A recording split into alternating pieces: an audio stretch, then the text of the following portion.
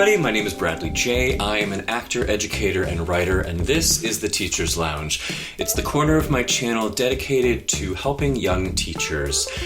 Today, we are talking about a really simple idea that has huge impact, and that is the idea that students only learn when they care about something.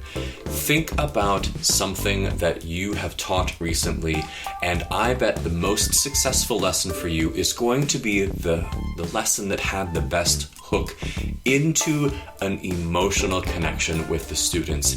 They have to care about it before they learn. My best hooks of late have been actually kind of in the form of some juicy gossip. Think about in musical theater history, when teaching about West Side Story. Have you heard what Agnes de Mille said when she heard that Jerome Robbins fell into an orchestra pit? Think about that emotional connection that you are forming with your students, and think about that initial hook for the lesson. It could have lasting impacts for the rest of the day, the week, the unit.